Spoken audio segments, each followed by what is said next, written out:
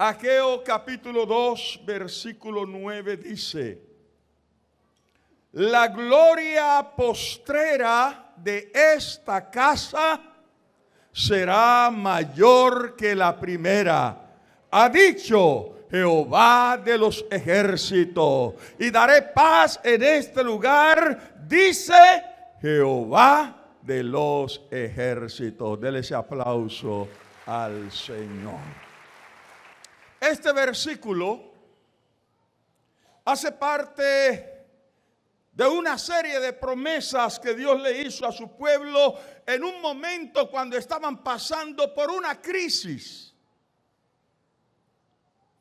Pero este versículo, que ha consolado a millones y millones de personas alrededor del mundo desde hace más de 2500 años, adquiere un mayor significado cuando conocemos el marco histórico. Todo comenzó entre la medianoche del 14 y el amanecer del 15 de abril del año 1312 antes de Cristo.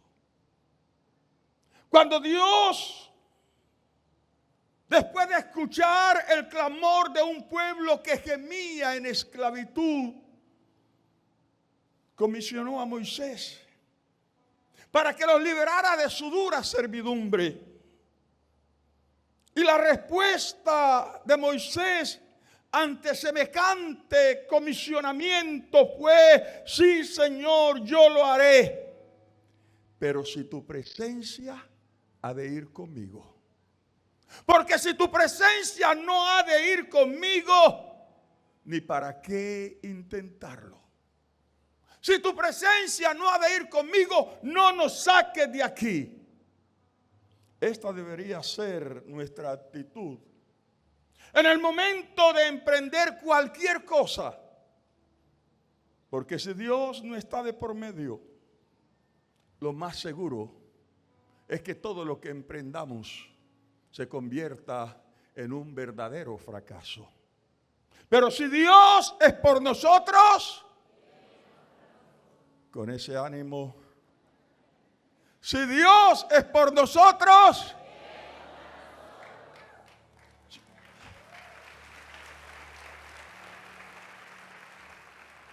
si usted lo dice así, ¿sabe qué dice el diablo? A esto le doy 3 vueltas. Estos no saben el poder que hay en la confesión de la palabra. Cuando tú confiesas algo y lo crees, entonces el diablo tiembla, porque es cuando la palabra se vivifica y da los resultados. Si Dios es por nosotros,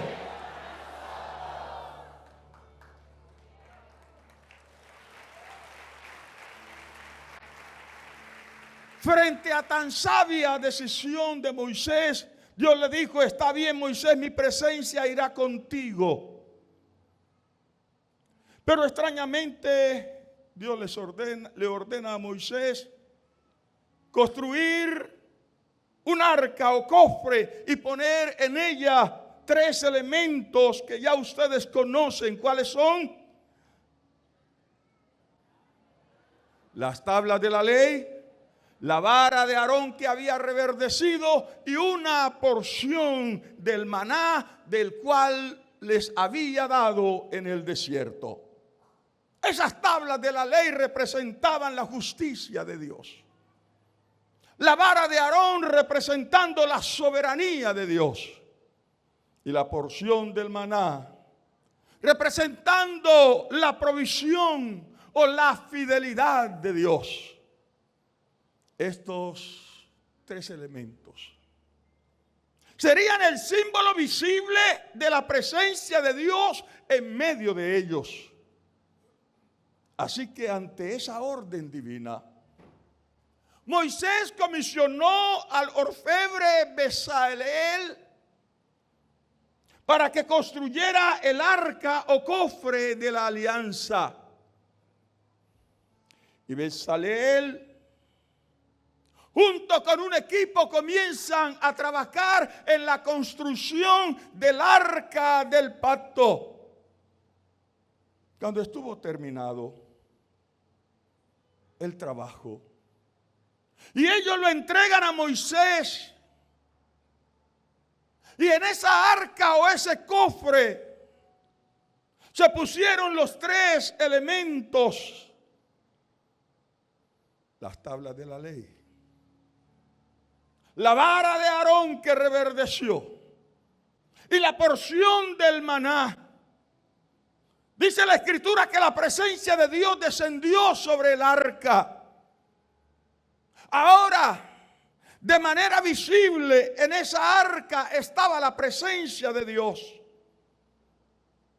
Con esa arca se abrió el río Jordán, que aunque dice la Biblia que en ese momento estaba crecido y desbordado, apenas la planta de los pies de los sacerdotes que la llevaba tocaron el agua. Sucedió un fenómeno. Los incrédulos dirían un fenómeno natural. Pero la Biblia dice un milagro de Dios. Las aguas de abajo comenzaron a correr. Y todo el lecho del río estaba completamente seco. Pero las aguas que venían de arriba comenzaron a dar vueltas. Y se va formando una montaña de agua. Pero no corría, porque la mano de Jehová sostenía el agua. Aleluya. Y dice la Biblia que el pueblo de Israel cruzó el Jordán, aunque estaba desbordado, cruzó en seco completamente, gracias a que el arca que representaba la presencia de Dios tocó esas aguas. Con esa arca se encabezó el desfile que durante 6 días el pueblo de Israel le dio a los muros de Jericó. Con esa arca encabezando el desfile, el 7º día, ellos dieron 7 vueltas. Y cuando gritaron, los muros de Jericó se cayeron para la gloria de Dios.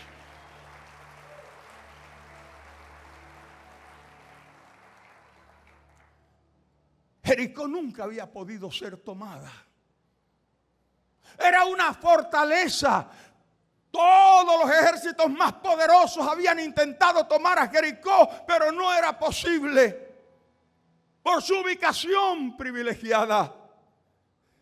Pero cuando el arca, esa arca, símbolo de la presencia de Dios, iba encabezando el desfile, en obediencia a lo que Dios había dicho, el primer día una vuelta, el segundo día una vuelta, y así hasta el 6º día. Pero el 7º día Dios dijo, darán 7 vueltas y luego gritarán. Y cuando ellos obedecieron y gritaron, los muros de Jericó se desplomaron por el poder del Dios Todopoderoso. Alabado sea el nombre del Señor. Durante 14 años, a partir de ese momento de la caída de los muros de Jericó, Dios estuvo dándole victoria. 14 años enfrentando a diario ejércitos mucho más grandes y poderosos que ellos. Pero gracias a que la presencia visible de Dios estaba con ellos, destruyeron ejércitos grandes, poderosos. No había quien les pudiera hacer frente. Y cuando ya Israel estaba a punto de terminar la tarea, que era conquistar toda la tierra prometida, y solo le faltaban los filisteos, ellos decidieron entonces dejar de lado las leyes y ordenanzas que Dios les había dado. Comenzaron los razonamientos. Dios ordenaba algo y ellos simplemente lo cuestionaban todo. El éxito, las bendiciones, a menudo nos juegan malas pasadas. A este pueblo el éxito, el no haber ejército que los pudiera enfrentar y vencer, les jugó una mala pasada.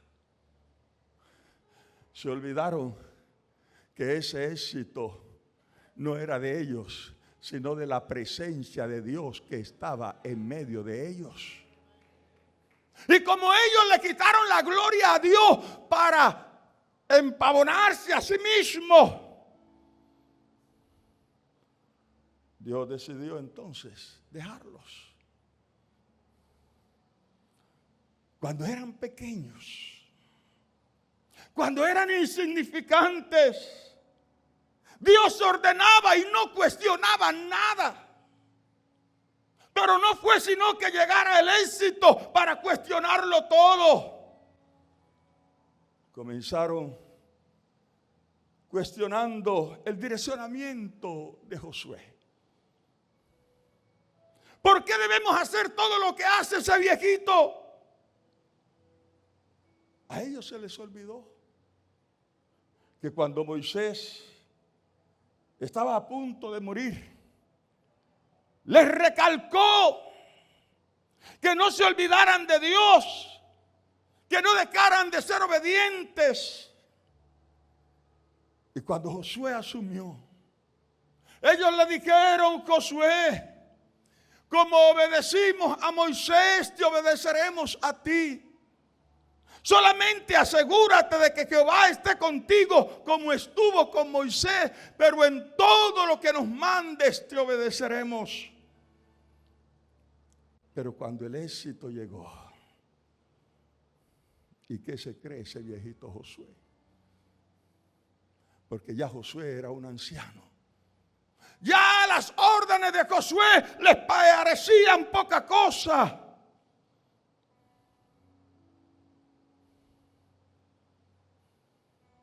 Las leyes de Dios comenzaron a parecerles arcaicas. El gobierno teocrático o gobierno de Dios, gobierno divino, ya les parecía demasiado severo. Nos hartamos de ese gobierno teocrático. Cuando ellos desechan el gobierno teocrático, estaban desechando al propio Dios. Pero ellos, en su prepotencia, dijeron a Samuel,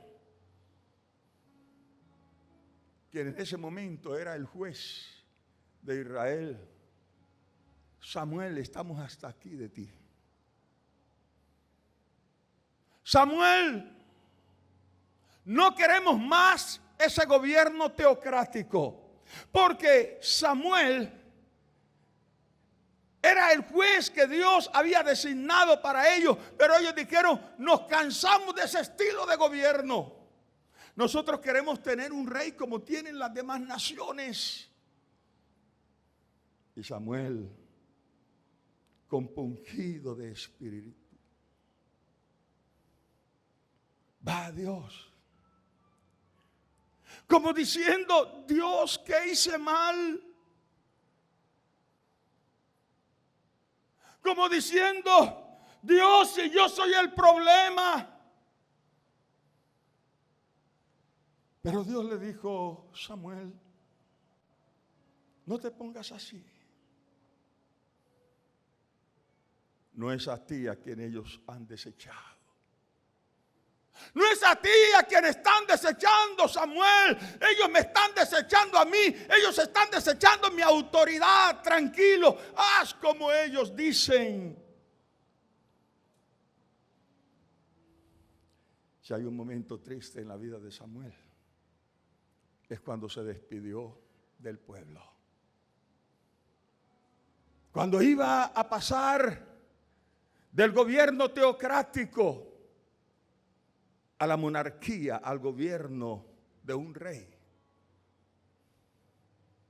Y Josué y Samuel tienen un profundo dolor.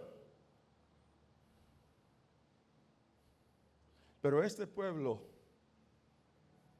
que ahora cada vez están más lejos de Dios, atribuían el éxito en las batallas a su habilidad para la guerra y no a la misericordia de Dios. Hay un peligro, repito,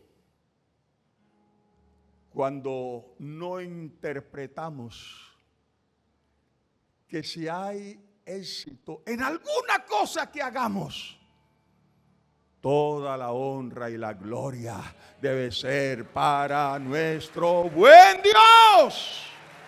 Cuando tú le das la gloria a Dios por lo que Él está haciendo, te preparas para recibir más. Cuando usted y yo le robamos la gloria a Dios, ¿sabe lo que le está diciendo a Dios? Yo no te necesito. Y eso fue lo que hizo este pueblo. Cuando ellos comenzaron a atribuirle el éxito de sus batallas a su habilidad para la guerra y no a la misericordia de Dios, Dios dijo, entonces nada tengo que hacer aquí. Este no es mi lugar. Quítale la gloria a Dios. Y Dios se hace a un lado. Y ay de ti y de mí cuando Dios se hace a un lado. Se lo repito, ay de usted y de mí cuando Dios se hace a un lado, porque no hay nada, hermano, bueno en nosotros. Si algo podemos hacer es por la infinita misericordia de un Dios que ha sido más que bueno para con nosotros.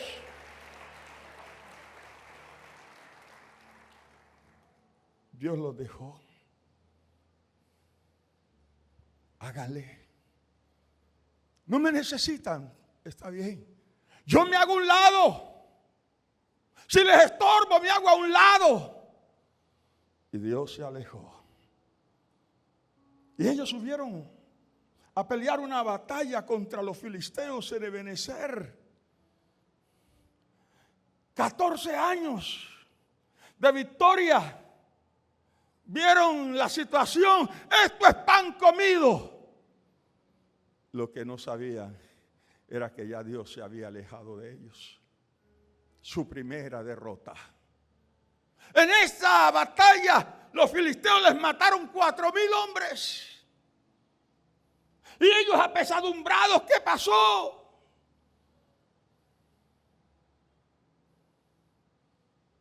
Y los líderes dijeron, pues busquemos el arca del pacto. La presencia de Dios. ¿Sabe dónde estaba? En Silo. Empolvada.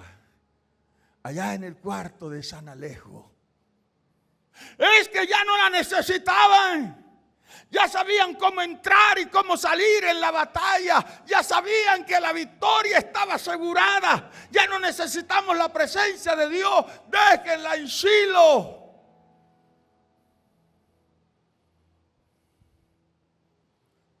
Pero en ese momento de crisis, porque era su primera derrota, ellos dijeron, traigan entonces el arca.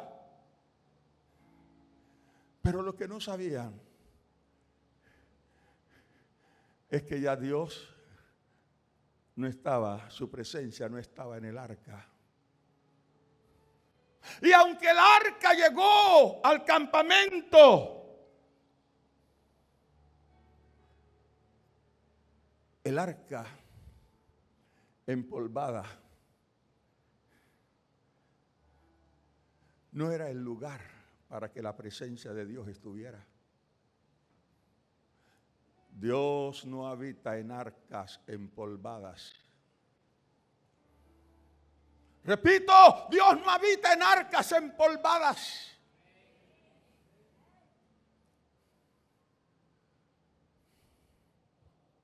Lo digo en otra manera. Dios no habita en corazones de experiencias añejas.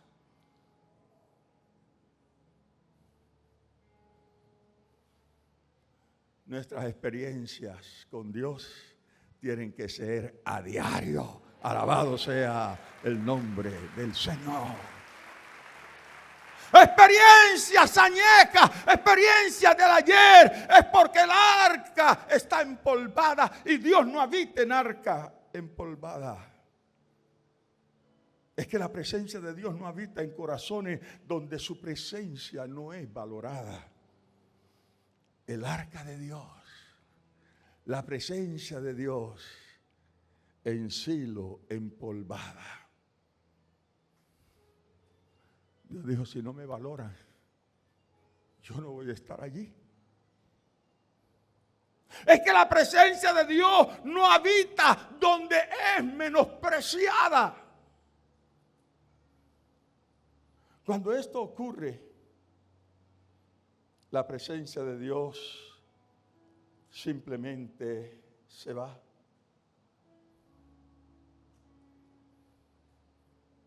Y cuando la presencia de Dios se va de un lugar, cuando la presencia de Dios se va de un corazón,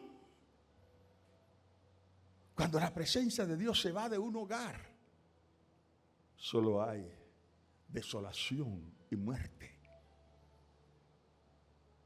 Ellos decidieron en su terquedad replantear la batalla.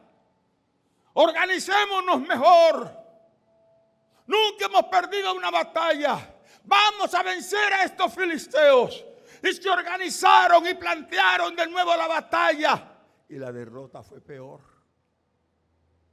Mucho más catastrófica. Les tocó salir huyendo. Y en su huida, los filisteos les mataron otros 30,000 hombres. El desconcierto era grande. Y comienzan a razonar buscando las posibles razones. Es que no puede ser que hayamos tenido un fracaso tan estrepitoso como ese. Y en su mucho razonar, alguien preguntó, ¿será acaso que Dagón, el Dios de los filisteos, es más poderoso que Jehová nuestro Dios? Mira, ¿por dónde se va? ¿Será acaso que Dagón, Dios de los filisteos, es más poderoso que Jehová nuestro Dios? Hermanos, la fiebre no está en la sábana. La fiebre está en el enfermo. No busquemos nuestros fracasos. ¿En qué es que Dios? ¿En qué es que esto? Antes de mirar hacia afuera, miremos hacia adentro. A menudo la respuesta está en actitudes. A menudo el problema no es Dios, porque la Biblia dice que Dios es amor, que Dios es bondad. Pero cuando es menospreciado, Él dice, ahí yo no quiero estar. Pero ellos ahora están diciendo, debe ser que es que el Dios de los filisteos es muy poderoso y por eso vencieron a Jehová nuestro Dios. No hay nada ni nadie que pueda vencer a Jehová nuestro Dios. Nuestro Dios es un Dios todopoderoso. Él no conoce derrota. Él no hay nadie que lo pueda vencer. No hay nada que lo pueda detener. Solo nuestras actitudes. ¿No me escucharon? A Dios no lo tiene nada ni nadie. Nuestras actitudes sí. Nuestras actitudes le duelen, le hacen doler su corazón. Y es cuando Él dice, si te soy un estorbo, si no me necesitas, hágale, hágale. Pero prepárese cuando Él se aparte de nosotros, porque lo que viene es desolación y muerte. ¿Cuánta razón tenía Jesús cuando dijo en Mateo capítulo 12, versículos 43 al 45? Cuando el espíritu inmundo sale del hombre, anda por los lugares secos buscando reposo y no lo halla. Entonces dice: volveré a mi casa de donde salí. Y cuando llega, la halla desocupada, barrida y adornada. Entonces va y toma consigo otros 7 espíritus peores que él, y entrados moran allí. Y el postrer estado de aquel hombre viene a ser peor que el primero. Así también acontecerá a esta mala generación. Si hay alguien para quien su corazón se le vuelve de piedra, es a alguien que conoció al Señor y se apartó. El apóstol habla de mentes y conciencias cauterizadas. Es como cuando al corazón le salieran callos que ya nada le penetra, ni la palabra, ni la palabra. Abrimos la Biblia y hay un pasaje que nos está hablando de una situación en particular. Y prendemos la radio y ahí está la misma palabra. Y llegamos a la iglesia, ahí está la palabra. Y hablamos con alguien, ahí está la palabra. Pero cuando el corazón llega a ese estado, la palabra ya no penetra. La palabra ya no hace mella. Y la razón la explicó Jesús. Cuando el espíritu del hombre sale. ¿Y por qué sale el espíritu de Dios?